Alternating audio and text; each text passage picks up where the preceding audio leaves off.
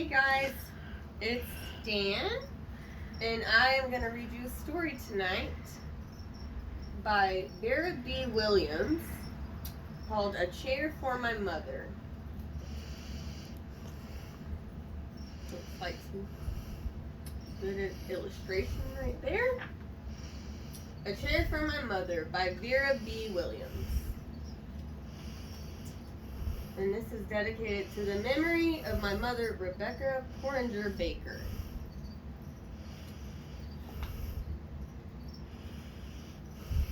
My mother works as a waitress in the Blue Tiled Diner. After school, sometimes I go to meet her there. Then her boss, Josephine, gives me a job too.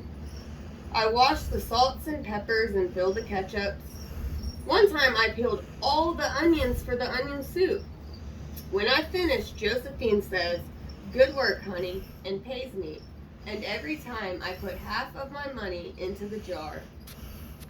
There's the Blue Tile Diner. Work. It takes a long time to fill a jar this big. Every day when my mother comes home from work, I take down the jar. My mama empties all her change from tips out of her purse for me to count. Then we push all of the coins into the jar. Sometimes my mama is laughing when she comes home from work. Sometimes she's so tired she falls asleep while I count the money out into piles. Some days she has lots of tips. Some days she has only a little. Then she looks worried. But each evening, every single shiny coin goes into the jar.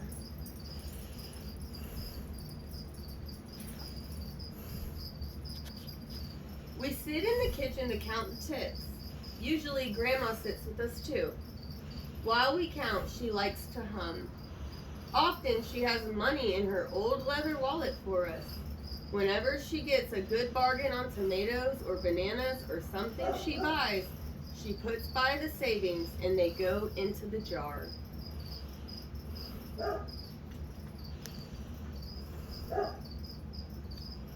When we can't get a single other coin into the jar, we are going to take out all the money and go and buy a chair.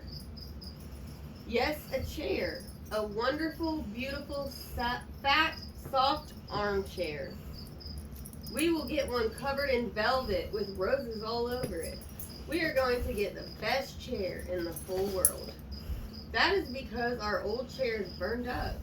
There was a big fire in our other house. All our chairs burned. So did our sofa, and so did everything else. That wasn't such a long time ago.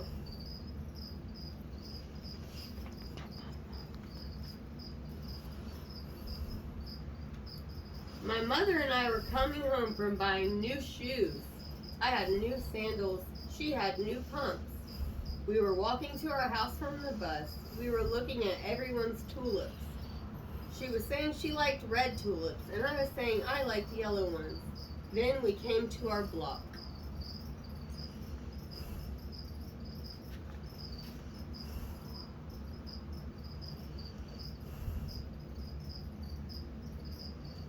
Right outside our house stood two big fire engines. I could see lots of smoke. Tall orange flames came out of the roof.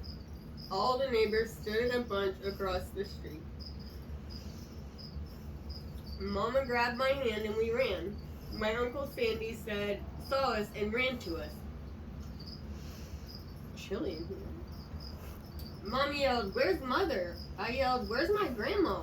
My Aunt Ida waved and shouted, "She's here, she's here. She's okay, don't worry." Grandma was all right. Our cat was safe too, though it took a while to find her. But everything else in our whole house was spoiled.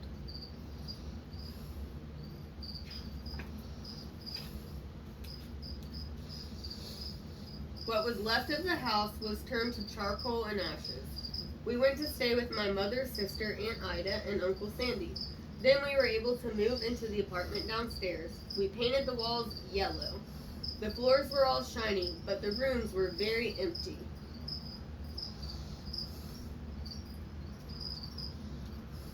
So things were fun.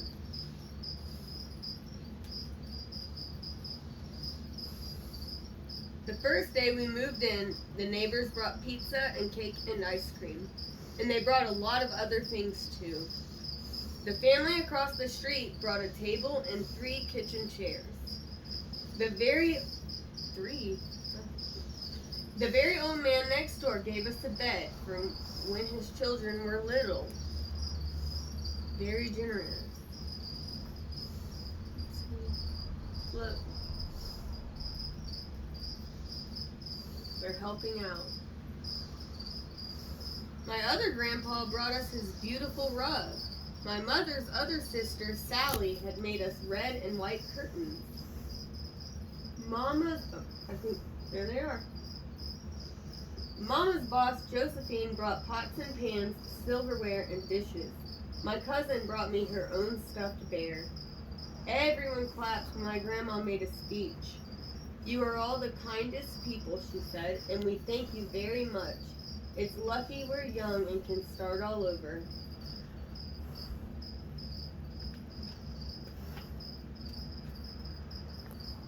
That was last year, but we still have no sofa and no big chairs.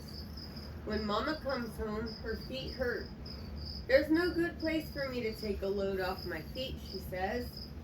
When Grandma wants to sit back and hum and cut up potatoes, she has to get as comfortable as she can on a hard kitchen chair. So that is how come Mama brought home the biggest jar she could find at the diner, and all the corn started to go into the jar. Now the jar is too heavy for me to lift down. Uncle Sandy gave me a quarter. He had to boost me up so I could put it in. Wow. Filled up. Oh, here's the Blue Tile Diner, looks like. After supper, Mama and Grandma and I stood in front of the jar. Well, I never would have believed it, but I guess it's full, Mama said. My mother brought home little paper wrappers for the nickels and the dimes and the quarters. I counted them all out and wrapped them all up. On my mother's day off, we took all the coins to the bank. The bank exchanged them for $10 bills. Then we took the bus downtown to shop for our chair.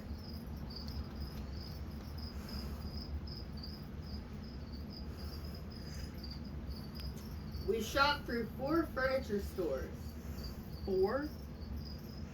We tried out big chairs and smaller ones, high chairs and low chairs, soft chairs and harder ones.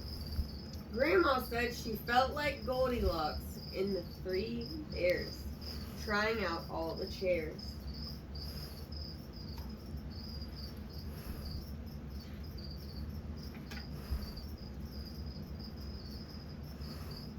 Finally, we found the chair we were all dreaming of, and the money in the jar was enough to pay for it. We called Aunt Ida and Uncle Sandy. They came right down in their pickup truck to drive the chair home for us. They knew we couldn't wait for it to be delivered. Wonder which one they picked. I know.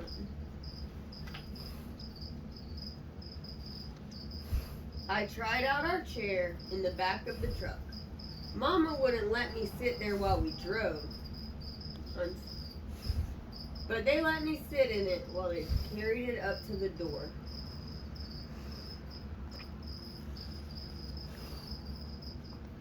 And there's their cat.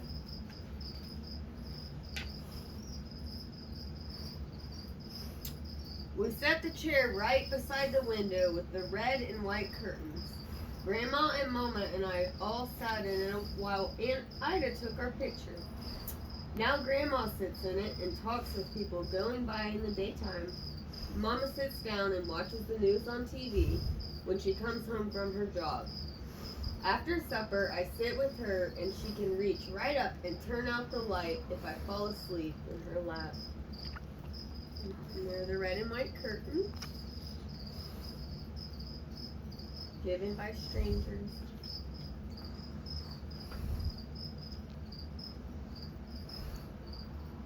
And I guess this is the end.